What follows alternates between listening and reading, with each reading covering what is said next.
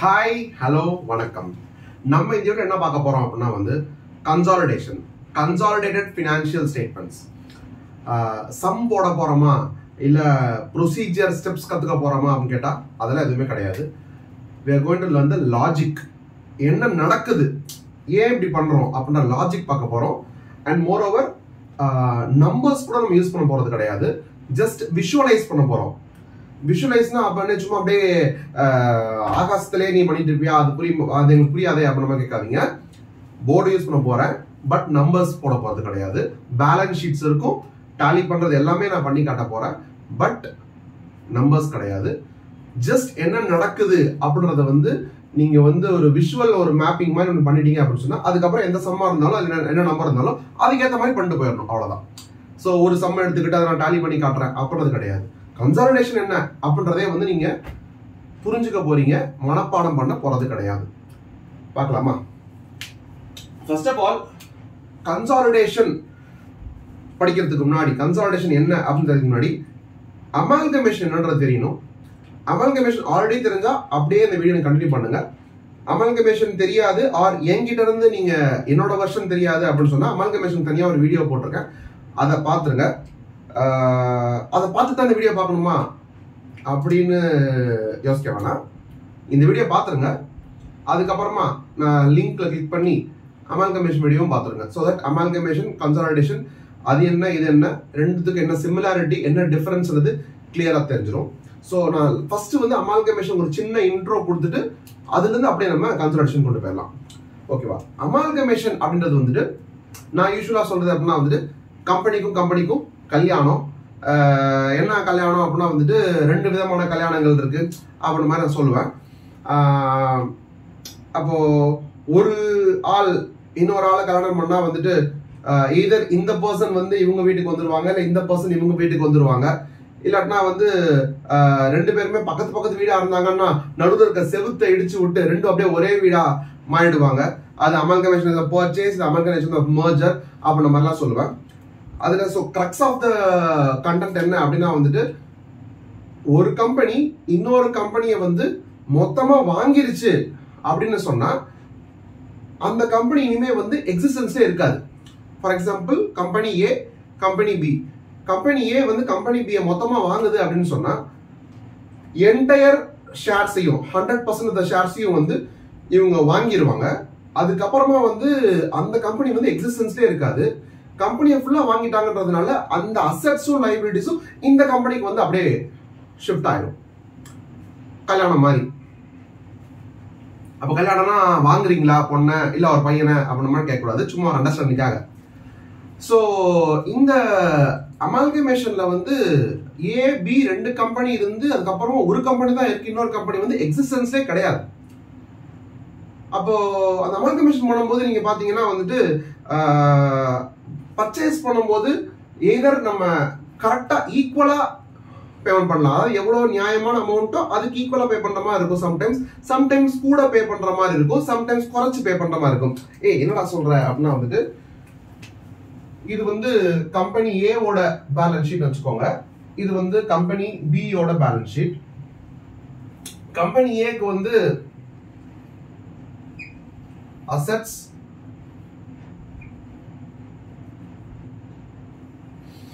liabilities,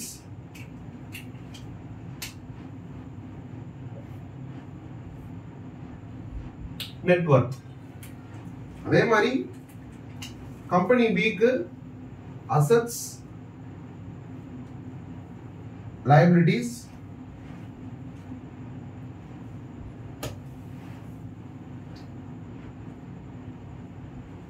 net worth. இது company ஏ, இது company B. இப்ப இந்த கம்பெனி அந்த கம்பெனிய கம்ப்ளீட்டா வாங்கணும் அப்படின்னு சொன்னா இந்த கம்பெனியோட ஷேர் ஹோல்டர்ஸ் இருக்காங்க பாத்தீங்களா, ஈக்விட்டி ஷேர் ஹோல்டர்ஸ், அவங்களுக்கு என்ன சொந்தமோ, ஏன்னா அவங்க தான் ஓனர், அவங்களுக்கு என்ன சொந்தம், இந்த நெட்வொர்க் தான் சொந்தம். All assets minus external liability, current liability loan, debentures, அந்த மாதிரி எக்ஸ்டர்னல் லைபிலிட்டிஸ் அது எல்லாத்தையும் மைனஸ் பண்ணா வர்றதுதான் வந்து ஈக்விட்டி ஷேர் ஹோல்டர்ஸ்க்கு சம்பந்தமான அமௌண்ட். அதுதான் அந்த கம்பெனியோட ஒர்த்து. இந்த கம்பெனி நான் வாங்கணும்னா அவனுக்கு இதை தான் நான் பே பண்ணணும். ரைட்டா? ஃபார் எக்ஸாம்பிள் இப்போ ஏ வந்து இதை பி ஃபுல்லா வாங்குது அப்படின்னு சொன்னா என்ன கொடுத்து வாங்குவாங்க? இந்த அசட்ஸ்ல இருக்கிற ஏதோ ஒரு விஷயத்த கொடுத்து வாங்குறாங்க. அசியூம் நான் வந்து கேஷ் கொடுத்து வாங்குறேன்னு வச்சுக்கோங்க. கேஷ்ன்றது இங்க இருக்குமா, அதை கொடுத்து நான் வாங்குறேன். அப்போ கேஷை நான் கொடுத்து இதை வாங்கிட்டேன் அப்படின்னு சொன்னா இங்க இருந்த கேஷ் குறைஞ்சு அந்த கம்பெனியோட ஷேர்ஸ்ன்ற மாதிரி எனக்கு இங்க உள்ள வந்துடும்.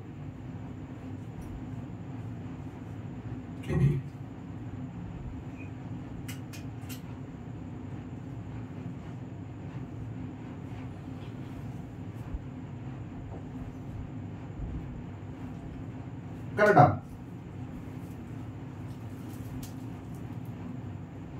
அப்போ ஏ பேலன்ஸ் ஷீட்ல இது இருக்கு, பி பேலன்ஸ் ஷீட்ல இது இருக்கு.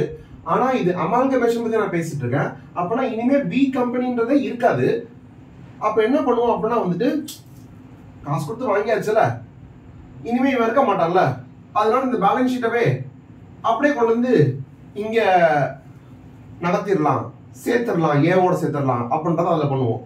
அப்ப என்னன்னா இந்த அசட்ஸை வந்து அப்படியே இங்க கீழே கொண்டு வந்துருவோம், இந்த லைபிலிட்டிஸ் அந்த கொண்டு போவோம். எவ்வளவு டிஃபரன்ஸ் இருக்கும்?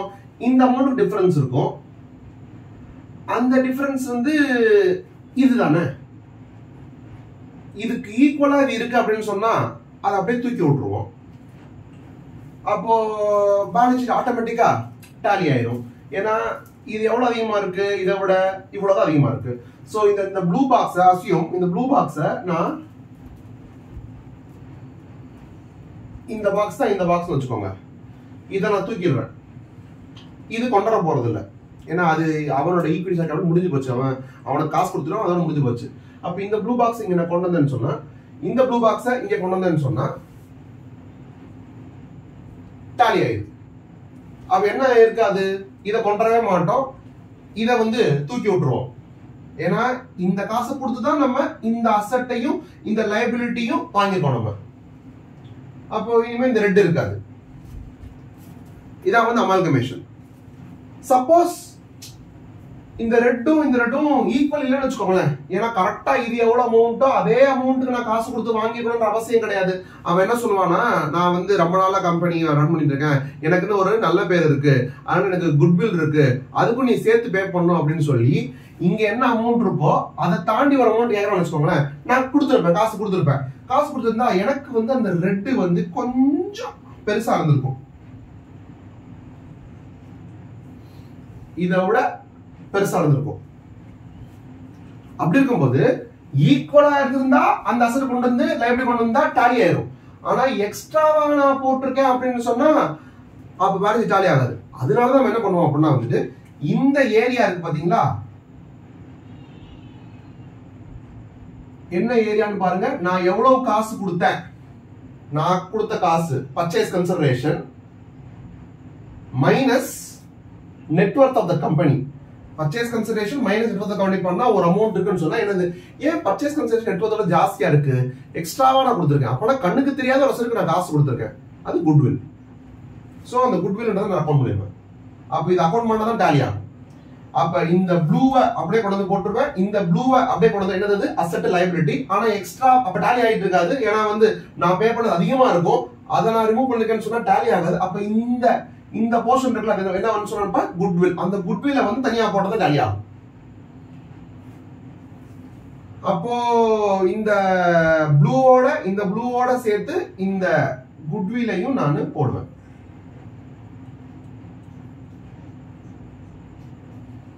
அப்பதான் டாலி ஆயிட்டு இருக்க மாதிரி இருக்கும். கிளியர்? அப்போ இந்த அமௌண்ட் ஈக்குவல் ஆன்சர் சொன்னா அப்படியே இதை தூக்கிட்டு அப்படியே கொண்டு வச்சிடலாம். கொஞ்சம் அதிகமா பே பண்ணிருந்தேன்னு சொன்னா அந்த அமௌண்ட் என்னடா அது கீழே போயிட்டு இருக்கு அப்படின்னு நினைக்காதீங்க. அதை நான் ஒழுங்கா வரைஞ்சோம்னு வச்சுக்கோங்களேன், எப்படி இருக்கும்னா நான் எக்ஸ்ட்ராவா போட்டிருக்கேன்னு சொன்னா எப்படி இந்த பக்கம் பிளாக் கொஞ்சம் எக்ஸ்ட்ராவா இருந்திருக்கும், கொஞ்சம் எக்ஸ்ட்ரா பே பண்ணிருக்கானா எப்படி இருந்திருக்கும், இவனும் கொஞ்சம் கீழே இருந்திருப்பான். அப்போ இதை கொண்டு வந்து இதை கொண்டு வந்து சொன்னா இவன் வந்து கொஞ்சம் கீழே வந்திருப்பான். அப்போ இது வந்து டாலி ஆகும். This is goodwill. இது ஒரு உல்டா என்னன்னா கேபிட்டல் ரிசர்வ். இந்த அமௌண்ட் எவ்வளவு இருக்கோ அந்த அளவுக்கு கூட நான் கொடுக்கல, கொஞ்சமா தான் கொடுத்துருக்கேன். அதை விட நான் கொஞ்சமா தான் கொடுத்துருக்கேன் அப்படின்னா வந்து ஐ making a profit out of it, that is capital reserve. இது எல்லாமே வந்து அமால்கமேஷன். அமால்கமேஷன்ல இந்த பி கம்பெனி முடிஞ்சு போச்சு, க்ளோஸ் டவுன் ஆயிரும். பி வந்து இங்க ஜாயின் ஆகி மொத்தமா வந்து ஏ தான் இருக்கும், அது மேபி ஏபி லிமிடெட் ஒன்று இருக்கும், அவ்வளவுதான். ரைட்டா? அப்ப இப்ப வந்து எப்படி பேலன்ஸ் ஷீட் டேலி ஆகுது அப்படின்றது உங்களுக்கு புரிஞ்சிச்சுல. இங்க இருக்கிற நெட்வொர்த்தையும் இங்க இருக்கிற இன்வெஸ்ட்மெண்ட் அமௌண்ட்டையும் நாக் ஆஃப் பண்ணிட்டு, எக்ஸாக்டா நாக் ஆஃப் ஆனா ரொம்ப சந்தோஷம். கொஞ்சம் அதிகமா பே பண்ணிருந்தா அதை அந்த எக்ஸ்ட்ரா அமௌண்ட்டை குட்வில் போடுங்க, கொஞ்சம் குறைச்சு போட்டிருந்தா டாலி ஆகாதப்ப கேபிட்டல் ரிசர்வ்னு போடணும், இந்த பக்கம் போடணும். எக்ஸ்ட்ராவா இருந்தா இந்த பக்கம் குட்வில், அசெட்ல அதிகமா வந்துச்சுன்னா குட்வில், லைஃப்ல அதிகமா வந்துச்சுன்னா கேபிட்டல் ரிசர்வ்னு போட்டு அமால்கமேஷன் நம்ம டாலி பண்ணுவோம். அந்த பாயிண்ட் நீங்க அப்படியே எடுத்துக்கோங்க, அதை வச்சுட்டு அப்படியே வந்து கன்சாலிடேஷன் வாங்க. கன்சாலிடேஷன்லயும் கிட்டத்தட்ட அமால்கமேஷன் மாதிரி எஃபெக்டே வரும். எப்ப வந்து கன்சாலிடேஷன் வந்து அமால்கமேஷன் மாதிரி இருக்கும் அப்படின்னா, நீங்க ஷேர்ஸ் பர்ச்சேஸ் பண்ற டேட் இருக்கு பாத்தீங்களா. கன்சாலிடேஷன்னா யாரோ ஒரு கம்பெனி இன்னொரு கம்பெனியை வாங்குது.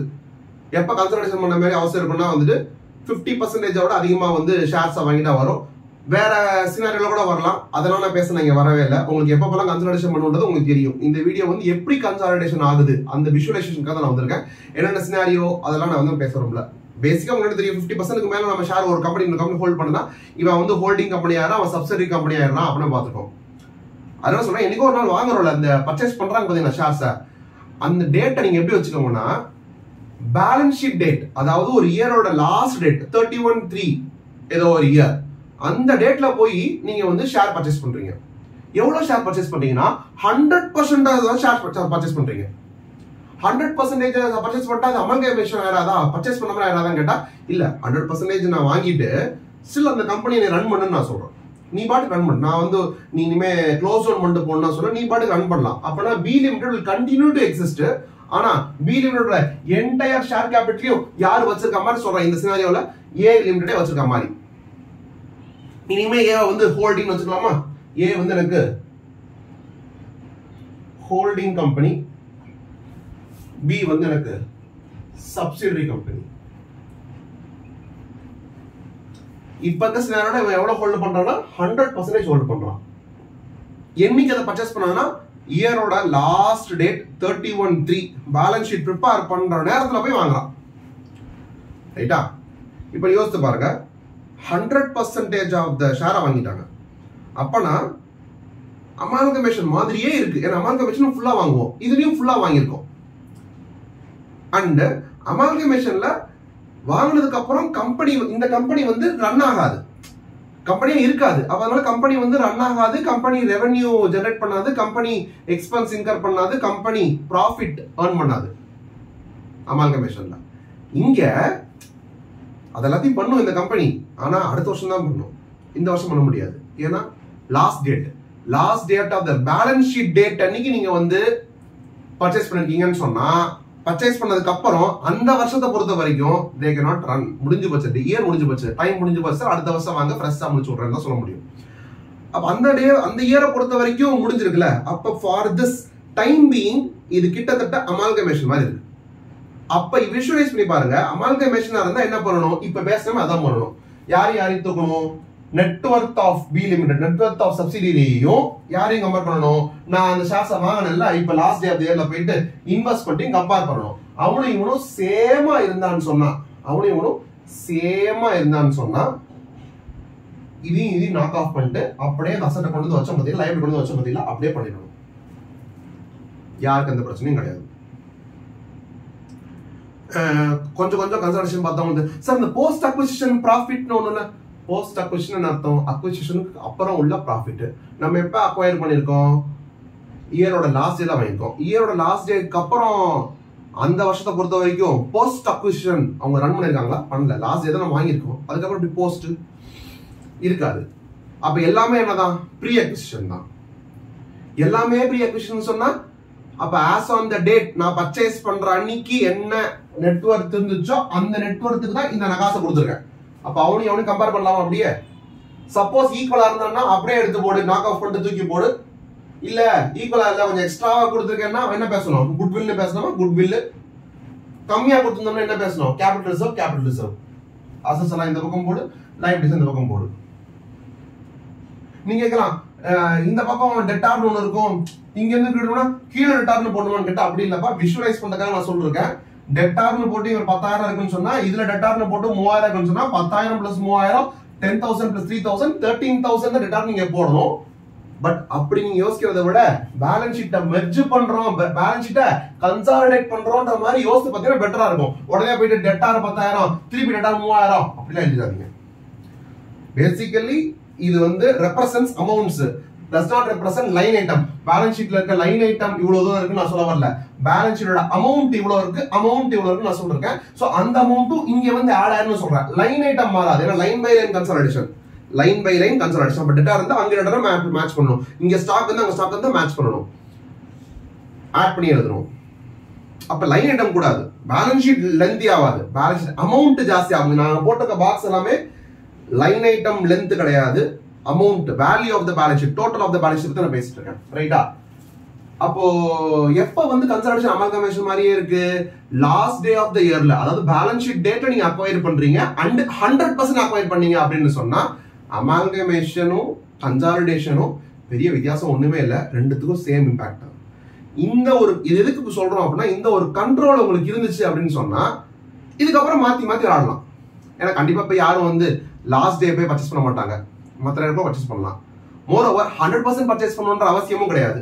ஏன் 100% பண்ணாதான் சப்சிடரியா? இல்லையே, 50% மேல இருந்தாலே சப்சிடரி தானே. அந்த சினாரியோல இனிமே பார்க்கலாம். இந்த கிளாரிட்டி வச்சுக்கோங்க. இந்த கிளாரிட்டி வச்சுட்டா லாஸ்ட் டே போய் வாங்கி 100% வாங்கி தரது அமல்கமேஷன்ரா, கொடுத்த காசுக்கு அந்த நெட்வொர்த்தை மேட்ச் பண்ணிட்டு, ஏன்னா நெட்வொர்த்துக்காக தான் நான் காசு கொடுக்குறேன், நெட்வொர்த்துக்கு கொடுக்குற காசு அப்படியே ஈக்குவல் ஆச்சுன்னா அப்படியே இதையும் அந்த பேலன்ஸ் ஷீட்ல நெட்வொர்த்தை விட்டுரு, இந்த பேலன்ஸ் ஷீட்ல அந்த இன்வெஸ்ட்மெண்ட் அமௌண்ட்டை விட்டுரு, இது ரெண்டுத்தையும் விட்டுட்டோம்னு சொல்லிட்டா அப்படியே அங்க இருக்கிற அசெட் லைபிலிட்டி, ஏன்னா இங்க இருக்க அமௌண்ட் அங்க வந்து அது 1 லட்சம் 70,000 நெட்டா 30,000 இருக்கும், அந்த 30,000 இங்கே இருக்கும். அப்ப அங்க இருந்து 1 லட்சத்தை கொண்டு வந்து இங்க போட்டு இங்க இருந்து 70,000 கொண்டு வந்து போட்டோம் அப்படின்னு சொன்னா என்ன ஆகும் பிரச்சனை? ஒரு 30,000 எக்ஸ்ட்ராவா இருக்கும். அதான விஷயம். அதனாலதான் இங்க இருக்க அந்த இன்வெஸ்ட்மெண்ட்டை விட்டுருன்றேன். புரியுதா? நம்பரோட பேசுறது புரியுதா? அங்க 1 lakh அசெட்ஸ், 70,000 எக்ஸ்டர்னல் லைபிலிட்டி, அப்ப 30,000 நெட்வொர்த். அந்த 30,000 நெட்வொர்த்துக்கு தான் நீ 30,000 காசு கொடுத்து இங்க இன்வெஸ்ட்மெண்டா வச்சுட்டு இருக்க. இப்ப நீ கன்சாலிடேட் பண்ணும்போது அசெட்டை கொண்டு வந்து போடுவ, 1 lakh கூடும் பேலன்ஸ் ஷீட், 70,000 கொண்டு வந்து லைபிலிட்டிஸ் போடுவ, அப்ப அந்த பக்கம் 70,000 கூடும். நெட்டா பார்த்தா அசெட் சைட்ல 30,000 அதிகமா இருக்க மாதிரி இருக்கும், டாலி ஆகாத மாதிரி இருக்கும். அதனாலதான் இன்வெஸ்ட்மெண்ட் ஒரு 30,000 கூட வச்சுக்க பத்தியா, அதை ரிமூவ் பண்ணி விட்டுருன்ற. ரிமூவ் பண்ணிட்டா அப்ப டாலி ஆயிரும்ல. ஆல்ரெடி இருந்த பேலன்ஸ் ஷீட்ல 30,000 தூக்கிட்ட அப்படின்னு சொன்னா, தூக்குனதுக்கு அப்புறம் வந்து 1 லட்சத்து இந்த பக்கம் போட்டு 70,000 அந்த பக்கம் போட்டா டாலி ஆயிரும்ல. விஷுவலைஸ் பண்ண முடியுதுன்னு நினைக்கிறேன். இதை தூக்கிட்டேன்னு சொன்னா இங்க இடம் கிடைக்குதா? இங்க வரைக்கும் இருந்து டாலி ஆயிட்டு இருக்கு. இந்த ரெட்டை தூக்கிட்டேன்னு சொன்னா இங்க இடம் கிடைச்சதா? ப்ளூவை கொண்டு வந்து அந்த இடத்துல போய் ஃபிட் பண்ணாமா, 1 lakh ஃபிட் பண்ணாமா, இந்த பக்கம் 70,000 இருக்காதா, டாலி ஆச்சா? அதான் சொல்றேன். அப்போ ஏன் சார் லாஸ்ட் டே தான் பண்ணணுமா? முன்னாடியே பண்ண சான்ஸ் இல்லையா? முன்னாடியே பண்ண சான்ஸ் இருக்கு. நம்ம என்ன பண்ணலாம் அப்படின்னா வந்து 31 மார்ச் வச்சுக்க வேணாம், ஒரு 1 ஜனவரின்னு வச்சுக்கலாம். 1 ஜனவரினா ஏப்ரல்ல இருந்து டிசம்பர் வரைக்கும், ஏப்ரல்ல இருந்து டிசம்பர் வரைக்கும் 9 மாசம் அந்த கம்பெனி இருந்துச்சு. ஒன்றும் இல்லை, நம்ம எதுவுமே பண்ணல. 1 ஜனவரி போய் இந்த கம்பெனி போய் அங்க வந்து 100% ஷேர்ஸா வாங்கிட்டாங்க. சும்மா ஒரு பேச்சுக்கு 1 ஜனவரியில 100% ஷேரா வாங்கிட்டாங்க. இப்ப என்ன ஆயிரும்? டியூரிங் த இயர் இன்பிட்வீன்ல போய் பர்ச்சேஸ் பண்ணிருக்காங்க. அப்பனா இந்த வருஷம் ஃபர்ஸ்ட் 9 months வந்து அக்வயர் பண்றதுக்கு முன்னாடி பீரியட், ப்ரீ அக்விசிஷன் பீரியட். அந்த லாஸ்ட் 3 months இருக்குல்ல, ஜனவரி பிப்ரவரி மார்ச், அது வந்து போஸ்ட் அக்விசிஷன் பீரியட். இது என்ன சார், இதுக்கு சார் இப்ப முக்கியம், எப்படியா இருந்தா என்ன, எந்த பீரியடா இருந்தா என்னன்னு கேட்டா, நீங்க ஒரு காசு கொடுத்து வாங்குனீங்க பாத்தீங்களா, இந்த காசை என்னைக்கு கொடுத்து வாங்குனீங்க? அக்விசிஷன் டேட் என்னது?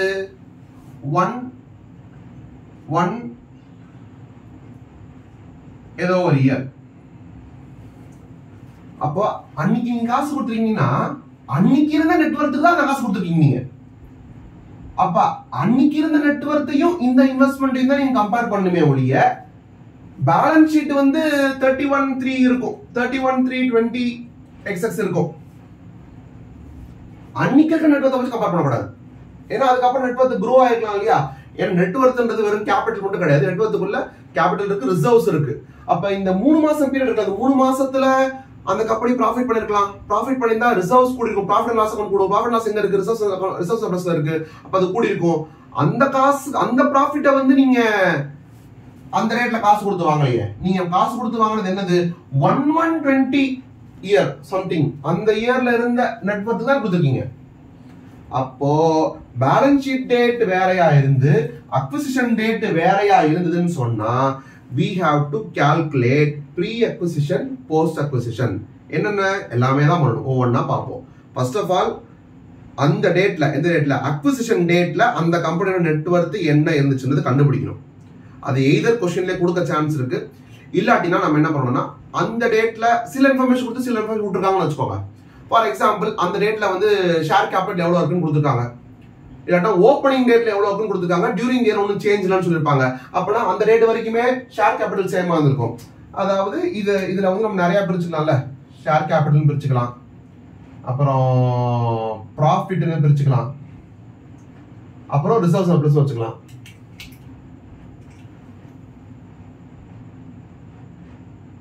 Share capital, P&L, reserves and surplus. P&L reserve separate, reserve surplus P&L இருக்குன்னு கேட்டா அதர் ரிசர்வ்ஸ் வச்சுக்கோங்க, சும்மா ஒரு கிளாரிட்டிக்காக. ஓகேவா? இப்படி இருக்குன்னு சொன்னா எந்த ரேட்ல 31/3 அமௌண்ட்டை பார்க்க கூடாது. 1/1 இருந்த அமௌண்ட் என்னன்றதை கால்குலேட் பண்ணி அப்பதான் இந்த இன்வெஸ்ட்மெண்ட்டையும் அந்த அமௌண்ட்டையும் கம்பேர் பண்ணி நான் வந்து ரெண்டும் டாலி ஆகிற மாதிரி இருக்கா இல்ல குட்வில் கேபிட்டல் ரிசர்வ் தான் கண்டுபிடிக்க முடியும். Right. Share capital okay, year being வந்து அப்போ வரைக்கும் சேமா இருக்குன்னா அந்த நம்பரே எடுத்துக்கலாம். ஓகே. இந்த P&L இருக்கே, அது எப்படி கண்டுபிடிக்கிறது அப்படின்னா வந்து என்ன கொடுப்பாங்கன்னா உங்களுக்கு opening date, opening balance sheet. Opening balance ஷீட்னா என்ன டேட்டா இருந்திருக்கும்? இது 31/3/2024 இருந்ததுன்னு சொன்னா இதுக்கு முன்னாடி வருஷ பேலன்ஸ் ஷீட் கொடுத்துருப்பாங்க. 2023 கொடுத்துருப்பாங்களா இருக்கும். இது வந்து 2024னு வச்சுக்கோங்க சும்மா. அப்ப இந்த ஓப்பனிங் பேலன்ஸ் ஷீட் கொடுத்துருப்பாங்க. ஓப்பனிங் பேலன்ஸ் ஷீட்ல P&L அக்கவுண்ட் ஒரு அமௌண்ட் கார்டு இருக்குமா? 31/3/2024 க்ளோசிங் பேலன்ஸ் ஷீட்ல P&L ஒரு அமௌண்ட் கார்டு இருக்குமா? அது அந்த டிஃபரன்ஸ் என்னவா இருக்கும்? Profit earned during the year. during the yearனா 12 மாசத்துல.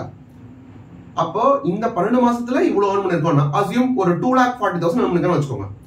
Opening balance 5 lakh, closing balance 7,40,000. Difference எவ்வளவு இருக்கு? 2,40,000. அப்போ 2,40,000 is the profit earned during the year. எத்தனை மாசத்துல? 12 மாசத்துல. அதுல பீரியட் வாரியா பிரிச்சா எப்படி இருக்கு?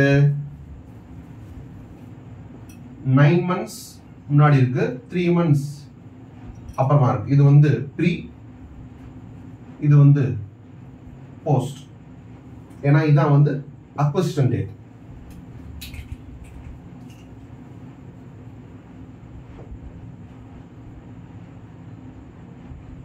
ரைட். அப்ப இந்த 2,40,000 was earned during 12 months. 12 monthsல 2,40,000 னா 9 monthsக்கு எவ்வளவு? 12 monthsல 2,40,000 னா 3 monthsல எவ்வளவுன்னு பிரிக்கணும். 12 monthsல 2,40,000 னா வந்து மாசத்துக்கு 20,000 ரூபாய். அப்பனா 9 month into 20 போட்டோம்னா 1,80,000. 3 into 20 போட்டோம்னா ஒரு 60. இந்த பக்கம் 1,80,000, அந்த பக்கம் 60 பிரிக்கணும்.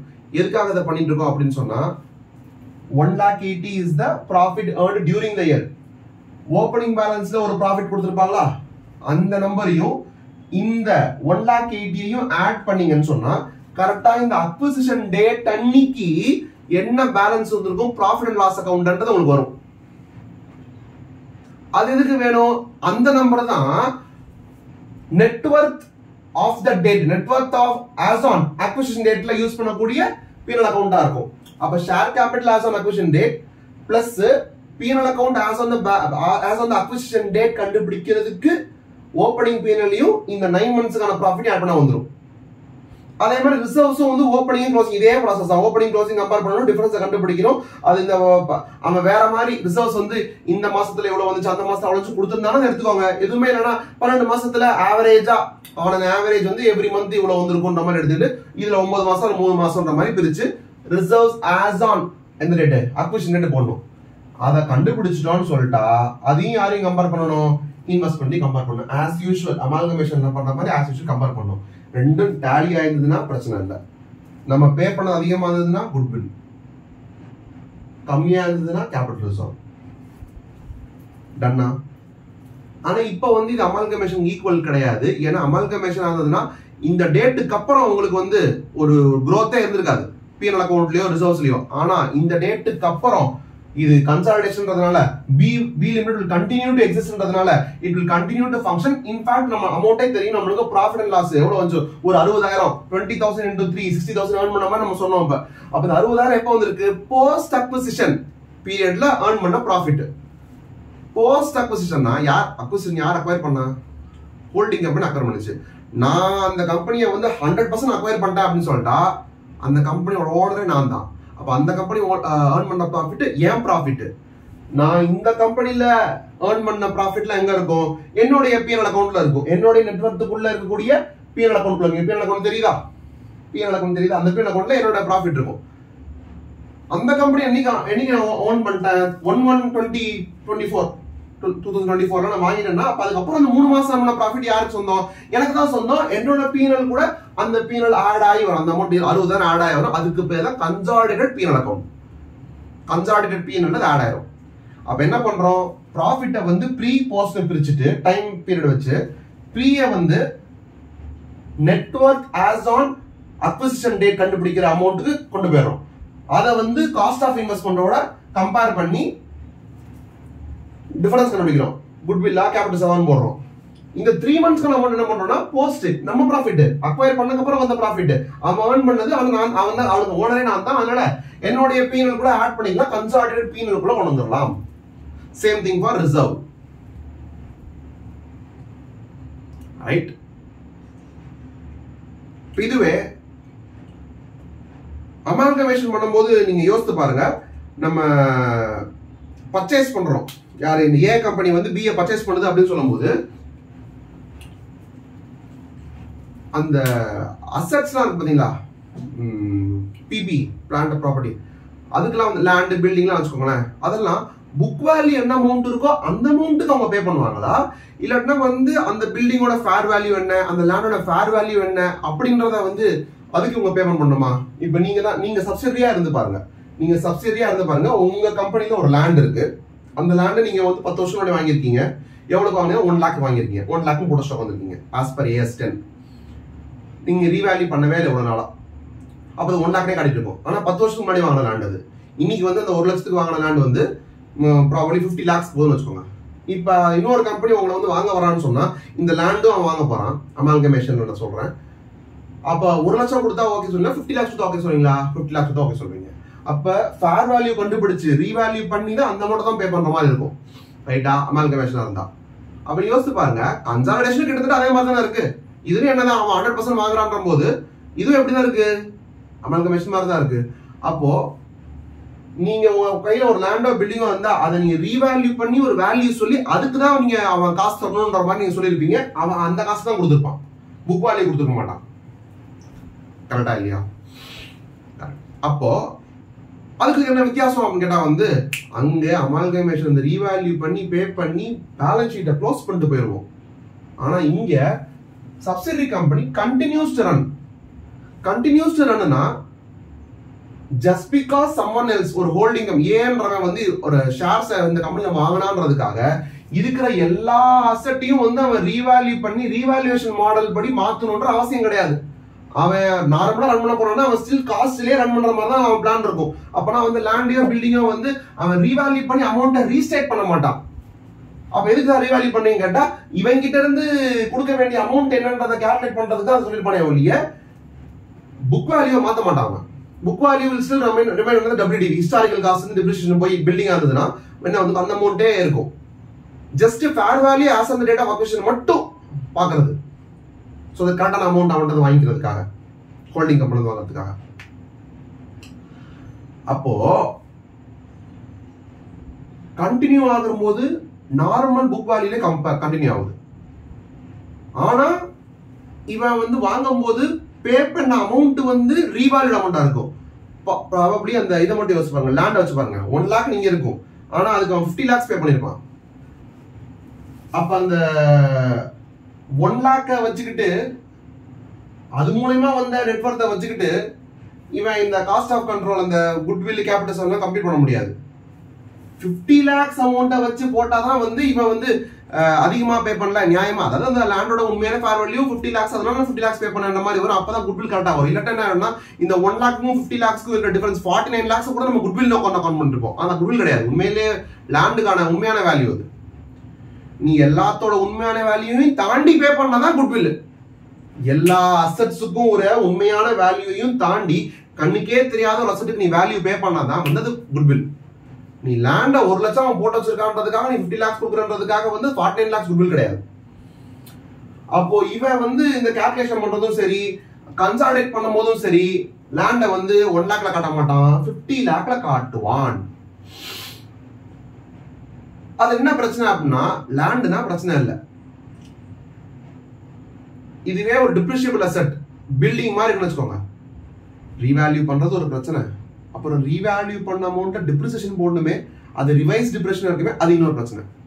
ஃபர்ஸ்ட் ஆஃப் ஆல் லேண்டுக்கே இவன் 1 lakhன்றத 50 lakhன்னு மாத்தி எழுதலன்னு சொன்னா அவனுக்கு இங்க வந்து ரீவேல்யூஷன் வராது. ஏன்னா லேண்டை வந்து நீங்க ரீவேல்யூ பண்ணதான் வந்து 49 lakhs land debit to revaluation ரிசர்வ்னு போட்டு இந்த பக்கம் ரீவேல்யூஷன் ரிசர்வ் வரும். அப்ப நீங்க கன்சிடரேட் பண்ணும்போது வரும். ஆனா 1 lakh வேணும் பண்ணிட்டு இருக்கான். அப்படி இருக்கும்போது நீங்க கன்சாலிடேட் பண்ணும்போது அது 50 lakhs மாத்தி போட்டீங்கன்னு சொன்னா பேலன்ஸ் ஷீட் டாலி ஆகாது. அந்த பக்கம் 1 lakh இருக்கு, கன்சாலிடேட் பண்ணும்போது நீங்க 50 lakhs போறீங்க, அப்ப 49 lakhs எங்க போகும்? டாலி ஆகாது. அப்போ வந்து நீங்க ரீவேல்யூஷன் ரிசர்வ் அப்படின்றத நீங்க கொண்டு வரணும். கன்சாலிடேட் பண்ணும்போது ரீவேல்யூஷன் ரிசர்வ்ன்றது நீங்க போடணும். கன்சாலிடேட் பண்ணி காட்டும் போது அங்க இருக்கிற அந்த ப்ராஃபிட்டை வந்து எப்படி நம்ம கன்சாலிடேட் பண்ணி ஆட் பண்ணோமோ அதுக்கு அடுத்த லைன்ல வந்து ரீவேல்யூஷன் ரிசர்வ் அப்படின்ற மாதிரி போட்டு நம்ம இங்க கொண்டு வரணும். அப்பதான் இந்த பேலன்ஸ் ஷீட் டாலி ஆகும். புரிஞ்சிருக்கும்னு நினைக்கிறேன். என்னென்ன பாயிண்ட் பார்த்திருக்கோம்? Profit, reserve, revaluation, right. இதுக்கப்புறம் வேற 2-3 பாயிண்ட் இருக்கு. அதுக்கு முன்னாடி சினாரியோவை மாத்திருவோம். இப்ப நம்ம என்ன சினாரியோ பார்த்துட்டு இருக்கோம்? Consolidation but not on the balance sheet date, in between the இயர்ல பண்றோம். ஆனா ஸ்டில் வந்து 100% ஷேர் வாங்குற மாதிரியே பார்த்துட்டு இருக்கோம். எதுக்குன்னா அப்பதான் அமால்கமேஷன் லிங்க் பண்ண முடியுன்றதுக்காக. ஆனா இன் ரியாலிட்டி 100% வாங்கினாதான் கன்சாலிடேஷன் அது கிடையாது. 50% தாண்டினாலே கன்சாலிடேஷன் உண்டு. அப்ப for example let us say 80% share தான் வாங்கிருக்கான்னு வச்சுக்கோம். இந்த கம்பெனியோட ஷேர்ஸ்ல 80% ஆஃப் த ஷேர்ஸை வாங்கியிருந்தாலே என்ன ஆகும்? கன்சாலிடேஷன் பண்ற மாதிரி தான் இருக்கும். இப்ப நீங்க யோசிச்சு சொல்லுங்க, இந்த ஃபுல் அமௌண்ட் இருக்கு பாத்தீங்களா, ஃபுல் நெட்வொர்த்துக்கான அமௌண்ட்டையும் கொடுத்து வாங்கியிருப்பானா, இல்ல இந்த ஃபுல் நெட்வொர்த்தோட 80% மட்டும் கொடுத்து வாங்கியிருப்பானா? அவன் 80% ஷேர்ஸ் தான் வாங்குறான். அப்ப 80% அந்த நெட்வொர்த் அமௌண்ட் கொடுத்தா வாங்கியிருப்பாங்க. கரெக்டா? அப்படி இருக்கும்போது இந்த ஃபுல் ரெட்டையும் இந்த ரெட்டையும் கம்பேர் பண்ணணுமா, இல்ல இந்த ரெட்ல 80% மட்டும் கால்குலேட் பண்ணி இதை கம்பேர் பண்ணணுமா? 80% கம்பேர் பண்ண முடியும். நான் வாங்கினது அந்த கம்பெனில இருக்க 80% ஷேர்ஸ். அப்ப எனக்கு 80% ஆஃப் த ஹோல்டிங் எனக்கு இருக்கு. அப்ப அந்த கம்பெனியோட நெட்வொர்த்தையும் இதுமே கம்பேர் பண்ண முடியாது. நான் அந்த கம்பெனியை ஃபுல்லாவா வாங்கிட்டேன் இல்லையே. நான் 80% ஷேர் வச்சிருக்கேன்னா பாக்கி 20% யார் வச்சிருப்பா? அங்க இருக்க வேற ஷேர் ஹோல்டர் வச்சிருப்பான். ஆனா நான் தான் மெயினிங்க, நான் 80% ஷேர் வச்சிருக்கேன், மெஜாரிட்டி. அவன் வந்து அப்ப மைனாரிட்டி. அதனால என்னன்னா அவனை மைனாரிட்டின்னு பேர் வச்சு அவனுக்கு தேவையான அவனுக்கு போக வேண்டிய அமௌண்ட் எல்லாத்தையும் நம்ம மைனாரிட்டி இன்ட்ரெஸ்ட்னு சொல்லுவோம். அப்ப இப்பதான் நம்ம ரியல் கன்சாலிடேஷன் வந்திருக்கோம். Real consolidation most likely will not happen on the last date of the balance sheet. It will happen during the year. அப்ப during the year வந்தாலே ப்ரீ போஸ்ட் 2 பிரிய சான்ஸ் இருக்கு. அவர் பிரிக்கணும். பிரிச்சோம்னா ப்ரீல வந்த ப்ராஃபிட்டை வந்து நம்ம வந்து அந்த ப்ராஃபிட்லாம் வந்து நம்ம வாங்குற அன்னைக்கே ஏர்ன் பண்ண ப்ராஃபிட். அதனால நான் வாங்குனதுக்கு அப்புறம் ஏர்ன் பண்ணதுதான் என்னோட நார்மல் ப்ராஃபிட். வாங்குற அன்னைக்கே அவன் வச்சிருந்த ப்ராஃபிட் வந்து நான் வந்து அந்த ப்ராஃபிட்டுக்கும் சேர்த்து காசு கொடுத்தா வாங்கினேன். இந்த காசு கொடுத்து வாங்கும் போது வந்து அந்த ப்ராஃபிட்டுக்கும் சேர்த்தா நான் காசு கொடுத்தேன்ற போது அந்த அமௌண்ட்டையும் சேர்த்து basically on the date of acquisition எவ்வளவு ப்ராஃபிட் இருக்கோ அந்த அமௌண்ட்டுக்கும் சேர்த்து தான் இந்த காசு கொடுத்துருப்பேன். அந்த டேட்டுக்கு வர வச்சு யார share capital, PNL, reserves and surplus எல்லாத்தையும் இந்த டேட்டுக்கு வர வச்சு அதுக்கப்புறம் கம்பேர் பண்ணணும். அப்ப அதுக்கப்புறம் இருக்கிற அமௌண்ட்டை எக்ஸ்ட்ரா அமௌண்ட் வந்து நீ கன்சிடரேஷன் பண்ணி உன்னோட மெயின் பிஎனோட ஜாயின் பண்ணிக்கோ, கன்சிடரேஷன் பிஎனோட ஜாயின் பண்ணிக்கோ. ரைட், இது பார்த்தவங்களோட. இப்ப என்ன பிரச்சனை? ஃபுல்லா நீ வாங்கல, 80% தான் வாங்கியிருக்க. அப்போ இதே வேலையை பாருங்க. இதே மாதிரி ப்ரீ போஸ்ட் தான் பிரிக்கிறதெல்லாம் கரெக்ட் தான். அந்த எவ்வளவு வந்து 1,80,60 எல்லாம் கரெக்ட் தான். ஆனா இந்த 112024ல ஒரு ஷேர் கேபிட்டல், அப்புறம் பிஎனோட ஓப்பனிங் பேலன்ஸ் பிளஸ் இந்த 1,80,000, அப்புறம் ரிசர்வ்ஸோட ஓப்பனிங் பேலன்ஸ் பிளஸ் நமக்கு இந்த மாதிரி பிரிச்சா வர்ற அமௌண்ட், அதெல்லாம் சேர்த்து ஒரு அமௌண்ட் இருக்கு. அந்த அமௌண்ட் மொத்தமும் நமக்கு கிடையாது. அந்த நெட்வொர்க்ல 80% தான் நம்மளுதுன்றதுனால அதுல 80% மட்டும் கால்குலேட் பண்ணி இந்த அமௌண்ட்டுக்கும் அந்த அமௌண்ட்டும் கம்பேர் பண்ணி ஈக்குவல் ஆயிருச்சுன்னா அப்படியே விடு, இது அதிகமா இருந்துச்சுன்னா குட்வில்னு போடு, இது கம்மியா இருந்துச்சுன்னா கேபிட்டல் ரிசர்வ்ல போடு. இங்க இருந்து 80% தான் இதுல கம்பேர் பண்ணிருக்கீங்க. அப்ப பாக்கி 20% இருக்குமா? என்னென்ன இருக்கும்? Equity share capital 20%, PNL 20%, reserve surplus 20% எல்லாம் இருக்கும். இன்னும் அடிஷனலா சொல்லணும்னா இன்ஃபேக்ட் ரீவேல்யூவேஷன் ரிசர்வ் ஒன்று போட்டோம். இப்ப அந்த 1 lakh லேண்ட வந்து நம்ம 49 lakhs அப்பர் ரீவேல்யூவேஷன் பண்ணி போடுறதுல இருந்து கன்சாலிடேட் பண்ணும்போது மட்டும் போடுறோம்ல. முன்னாடி என்ன பண்ணிருப்போம், நம்ம கிட்ட தான் 100% ஷேர். அப்ப அந்த 49 lakhs நம்மளுடைய ரீவேல்யூவேஷன் ரிசர்வ் வந்திருக்கும். ஆனா இப்ப அந்த 49 lakhs ரீவேல்யூவேஷன் ரிசர்வ் நீங்க இப்ப போடும்போது கூட அதுல கூட வந்து 80% தான் நம்மளுக்கு சொந்தம், 20% அவனுங்களுக்கு சொந்தம். யாரு? அவனுக்கு நிறைய பேர் இருப்பாங்க. அங்க ஒரு 1 லட்சம் ஷேர் வச்சுக்கோங்களேன். நம்ம ஒரு 80,000 ஷேர்ஸ் நம்மளுக்கு ஒரே ஆளா வச்சிருக்கோம். மீதி 20,000 ஷேர் வந்து எத்தனையோ பேர் வச்சிருப்பாங்க. ஆளுக்கு ஒரு ஷேர் வச்சிருந்தாங்க, 20,000 பேரே இருப்பாங்க. கரெக்டா? அந்த ஷேர் அவனுங்க எல்லாத்துக்குமே அந்த ரீவேல்யூவேஷன் சொந்தம். இதெல்லாம் எப்படி சொந்தம் இருக்க மாதிரி. அப்ப இதெல்லாம் எப்படி 20% போடுற மாதிரி அதுக்கும் 20% போட்டு அதெல்லாத்தையும் ஆட் பண்ணோம் அப்படின்னு சொன்னா இப்ப நம்ம எந்த ரேட்ல இருக்கோம்? 11/20/24ல இருக்கிற நெட்வொர்த்தை எடுத்து இதெல்லாம் போட்டுட்டு இருக்கோம். அப்ப இதெல்லாம் சேர்த்தா என்ன வரும்னா, as on the date of acquisition மைனாரிட்டியோட இன்ட்ரெஸ்ட் என்னன்றது வரும். அவ்வளவுதான் வரும். அதுக்கப்புறம் கம்பெனி ரன் ஆகுதுயா. அந்த கம்பெனி ரன் ஆனப்ப அந்த போஸ்ட் அக்விசிஷன் பீரியட் ப்ராஃபிட் பண்ணோமே, இதுல நம்ம என்ன பண்ணோம்? 60,000 பண்ணோமா? 60,000 20,000 into 3 60,000 பண்ணோமா? அந்த 60,000ல கூட நமக்கு 80% சொந்தம், பாக்கி 20% அவனுக்கு தான் சொன்னோம். அப்ப இந்த போஸ்ட் அக்விசிஷன் ப்ராஃபிட்லயும் 20% நமக்கு வரும். அப்ப போஸ்ட் அக்விசிஷன் ரிசர்வ்ல கூட 20% நமக்கு வரும். அப்படிங்க சொல்றத பார்த்தா பேலன்ஸ் ஷீட் டேட்ல இருக்கக்கூடிய ஒரு நெட்வொர்க்லயே அவங்களுக்கு 20% மாதிரி வருமோ அப்படின்னு கேட்டா ஆமா. பேலன்ஸ் ஷீட்ல இருக்கிற டேட்ல இருக்கிற அமௌண்ட்ல கொஞ்சம் முன்னாடியே நிறுத்தி இந்த டேட்டை நிறுத்தி அதுல ஒரு 20% போடுறோம். Share capital, pre acquisition PNL, pre acquisition reserves, pre acquisition revaluation reserve அதெல்லாம் போடுறோம். அப்புறம் போஸ்ட் அக்விசிஷன் ப்ராஃபிட் பேசிக் கிட்டத்தட்ட இந்த ஃபுல் அமௌண்ட்லயே வந்துடும்.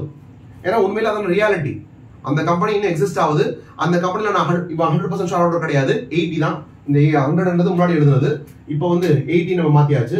அப்ப 80 தான் நான் வச்சிருக்கேன்னு சொன்னா கடைசி வரைக்குமே நெட்வொர்க்ல எனக்கு 80 தான் சொந்தம். பாக்கி 20 எல்லாமே யார் சொந்தமா இருக்கணும்? அங்க இருக்கிற மைனாரிட்டி இன்ட்ரெஸ்ட் சொந்தமா இருக்கணும். இப்ப சொல்லுங்க, முன்னாடி இந்த ரெட் ஃபுல்லு அப்படியே டாலி ஆகி இது அப்படியே வந்து உட்காந்துச்சு ப்ளூ. ஆனா இப்ப இந்த என்டையர் அமௌண்ட்டுக்கு இதோட கம்பேரிசன் பண்ண நம்ம இதுல இருக்கிற 80% தான் நம்ம இதோட கம்பேர் பண்றோம். உடனே இந்த டேட்டா பார்த்துக்காதீங்க. இந்த 3 amount as on this date share capital, PNL, reserves as on the acquisition dateல இருக்கிற 80% கம்பேர் பண்ணி டாலி பண்ணி தூக்கி போறோம்னு வச்சுக்கோங்க. for the time being match ஆகுதுன்னு வச்சுக்கோங்க. அப்ப அந்த as on the acquisition date ஒரு 20% பாக்கி இருக்கு. அப்ப நீங்க இந்த என்டையர் ப்ளூவையும் இந்த என்டையர் ப்ளூவையும் கொண்டு வந்தீங்கன்னு சொன்னா அந்த பாக்கி 20% இங்க கொண்டு வர வேண்டியதா இருக்கு. மோரோவர் இந்த போஸ்ட் பீரியட் இருக்கு பாத்தீங்களா, இந்த போஸ்ட் பீரியட்ல வந்து நம்ம என்ன பண்ணோம்? நம்ம கன்சாலிடேஷன் கொண்டு போனோம், கன்சாலிடேஷன் பிஎன்எல் கொண்டு போனோம்னு சொன்னோம். ஆனா இப்போ வந்து அதுல 80% தான் கொண்டு போவோம். அப்ப அது 20% இருக்கா? அப்ப அதை போனா டாலி ஆகாது. இதெல்லாம் தான் நம்ம பண்ணோம்னா மைனாரிட்டி இன்ட்ரெஸ்ட்ன்றதுல ஆட் பண்ணிட்டே போயிட்டு 20% அமௌண்ட் எல்லாத்தையும் கொண்டு வந்து நம்ம ஏ லிமிட்டோட கன்சாலிடேட் பேலன்ஸ் ஷீட் போடும்போது இங்க இருக்கிற அசெட்ஸ் இங்க இருக்கிற லைபிலிட்டிஸ் போட்டு அப்படியே விட முடியாது.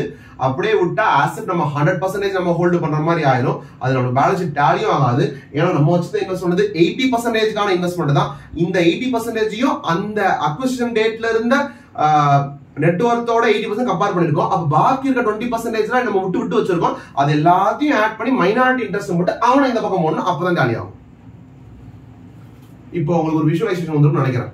Holding company, subsidiary company. Holding company வந்து ஒரு வருஷத்துல ஒரு 9 மாசம் கழிச்சு அந்த சப்சிடரி கம்பெனில வந்து ஷேர்ஸ் வாங்குது. எவ்வளவு ஷேர்ஸ்னா 80% ஷேர்ஸ் தான் வாங்குது. 80% ஷேர்ஸ் வாங்குறாங்கன்னா அந்த கம்பெனியோட ஷேர் ஹோல்டர் எதெல்லாம் சொந்தம் கொண்டாடுவான், அந்த share equity, share capital, P&L account, reserves and surplus if any, and revaluation ஏதாவது பண்ண சொன்னா ரீவேல்யூஷன் ரிசர்வ் வந்துச்சுன்னு சொன்னா அந்த அமௌண்ட், இது எல்லாமே சொந்தம் கொண்டாடுவான். இவ்வளோ அமௌண்ட்டுக்கும் நம்ம பே பண்ண போறோம், ஆனா 80% தான் வாங்க போறோம். அப்ப இவ்வளவு அமௌண்ட்டோட 80% தான் நம்ம பே பண்ண போறோம். அப்ப இந்த இவ்வளவு அமௌண்ட்டுக்கும் 20% வந்து மைனாரிட்டியா வச்சுட்டு இருப்பான். அப்ப அங்கேயே 20% இருக்கு. வாங்கிட்டோமா?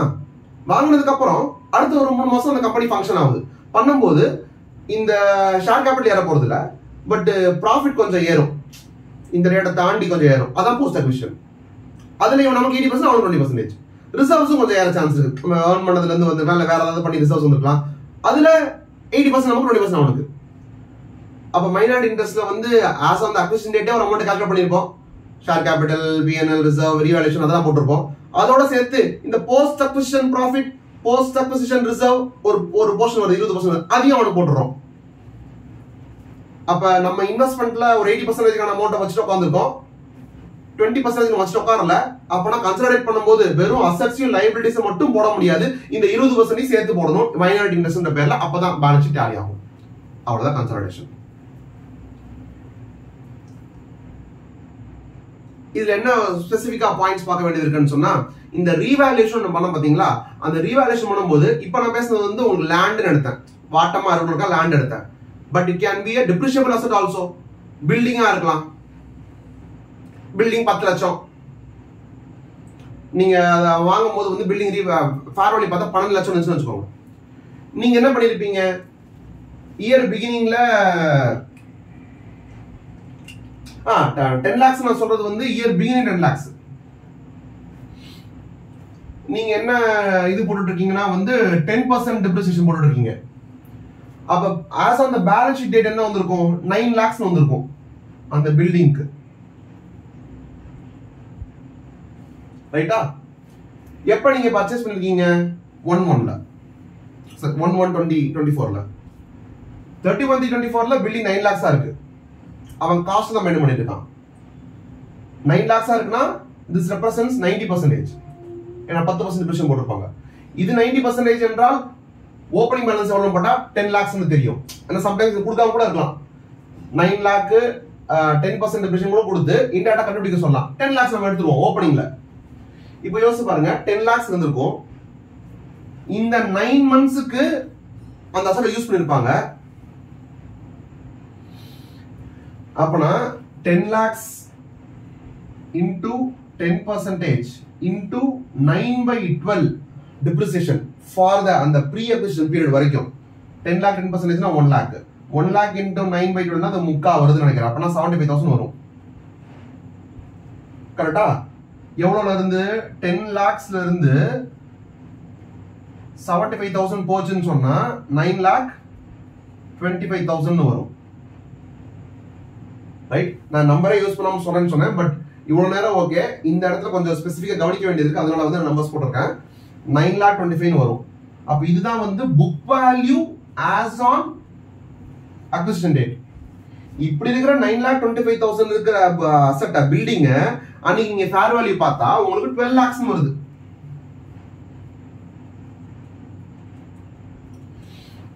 அப்ப என்ன உங்களுக்கு ரீவேல்யூஷன் கெயின் ஒரு 2,75,000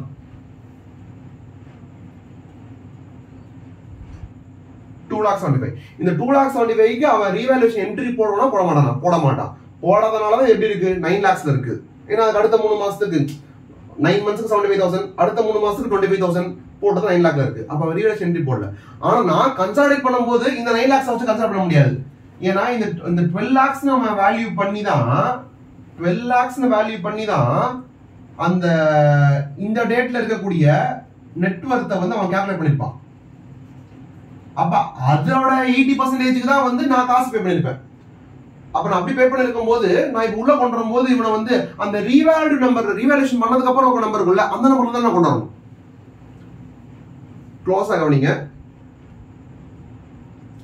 12 lakhsன்றது as on 1/1/24 ஃபேர் வேல்யூ. உண்மையிலேயே ஒரு கம்பெனி அந்த ரேட்ல ஃபேர் வேல்யூவை வந்து நம்ம அக்கவுண்ட் பண்ணி தான் என்ன பண்ணிருக்கோம், இனிமே டிப்ரிசியேஷனை வந்து இந்த ரிவைஸ்ட் அமௌண்ட்ல தான் போடும். அப்ப என்ன பண்ணிருக்கோம், 12 lakhs multiplied by 10% into 3/12 அந்த லாஸ்ட் 3 monthsக்கு அப்படிதான் போட்டிருக்கும். 12 lakh into 10% வந்து 1,20,000 1,20,000 into 3/12 எனக்கு தெரிஞ்சு 30,000 நினைக்கிறேன். கரெக்டா நினைக்கிறேன். 12 lakh ஒரு 0 பார்த்தா 1,20,000 1,20,000 போட்டோம்னா 1,20,000 4 0 இருக்கு. அப்புறம் 3 போட்டா 3 வந்து கரெக்டா நினைக்கிறேன். ரைட் 30,000 அப்படின்றது தான் வந்து டிப்ரிசியேஷனா இருந்திருக்கணும்.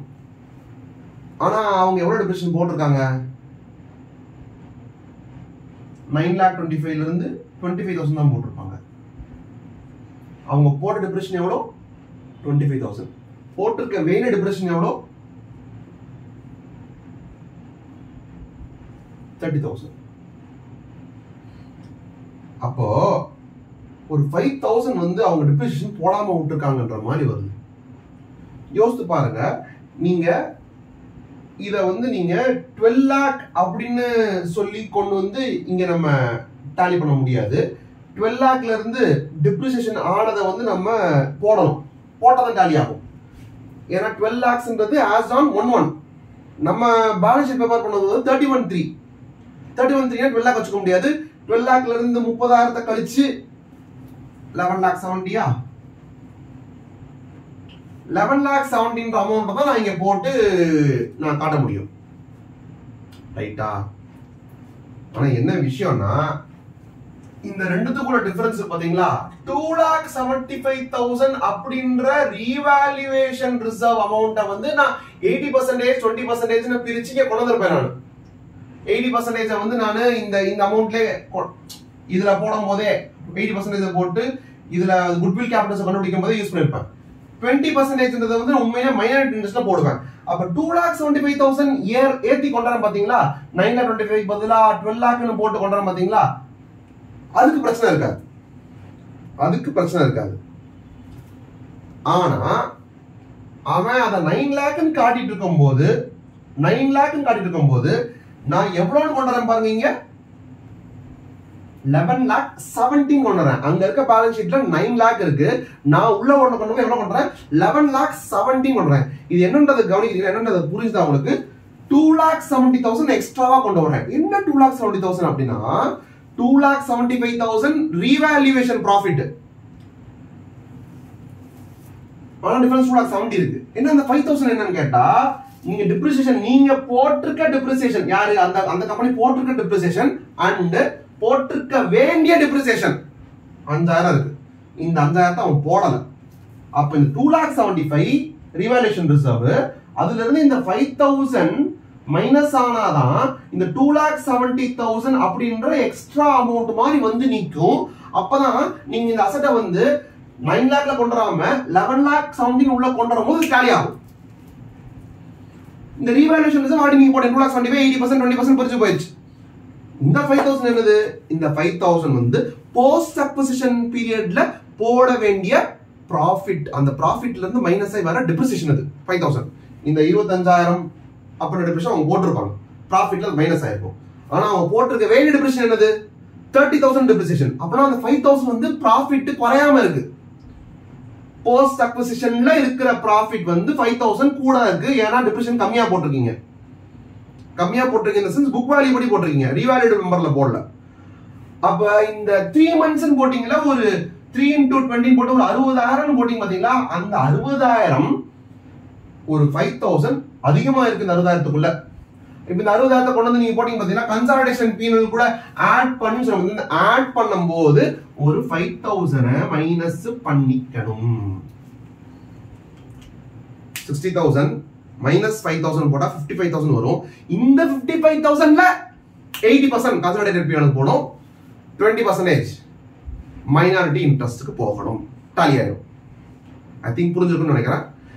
இந்த ஒரு விஷுவலைசேஷனை வந்து நீங்க ஒரு பேஸா வச்சுக்கோங்க. இதை வச்சுக்கிட்டே நீங்க வந்து எந்த பாயிண்ட் வேணா அனலைஸ் பண்ணலாம். நான் இந்த வீடியோட பர்பஸ் வந்து எனக்கு வந்து கன்சல்டேஷனுக்கு எல்லா பாயிண்டையும் வந்து ஓடுன்னு சொல்லி நம்பர் இப்படி டாலி பண்ணி அது இல்லை.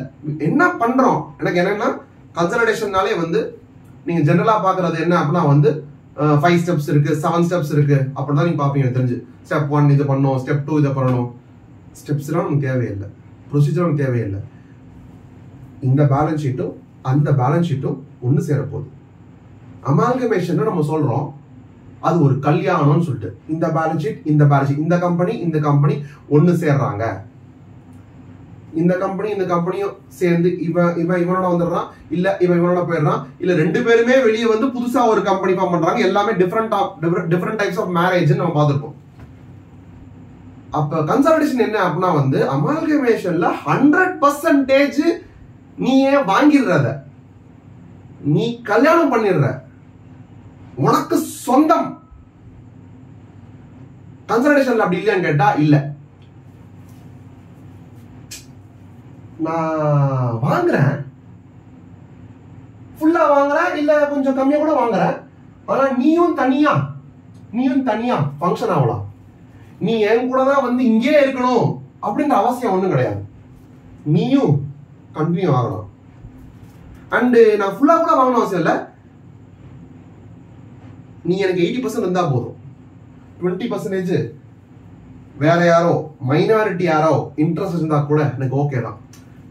நீ ஃபுல்லா எனக்கு சொந்தம் கிடையாது. நீ எனக்கு 80% சொந்தம், நீ தனியா ஃபங்க்ஷன் ஆகலாம். 20% வேற யாரும் கூட சொந்தம் இருக்கு. நான் இப்போ கன்சாலிடேஷன் தான் பேசிட்டு இருக்கேன், வேற எதுவும் பேசல. நீங்க பாட்டுக்கு இந்த சிச்சுவேஷன்ஷிப் அந்த மாதிரி எதுவும் யோசிக்காதீங்க. ஸோ அமால்கமேஷன் வந்து கல்யாணம், கன்சாலிடேஷனும் கல்யாணம் மாதிரியே இருக்கு ஆனா இல்ல, இருக்கு ஆனா இல்ல, இருக்கு ஆனா வேற மாதிரி இருக்கு அப்படின்றது கன்சாலிடேஷன். புரிஞ்சிருந்ததுன்னா லைக் பண்ணுங்க, ஷேர் பண்ணுங்க, சப்ஸ்கிரைப் பண்ணுங்க. தேங்க்யூ.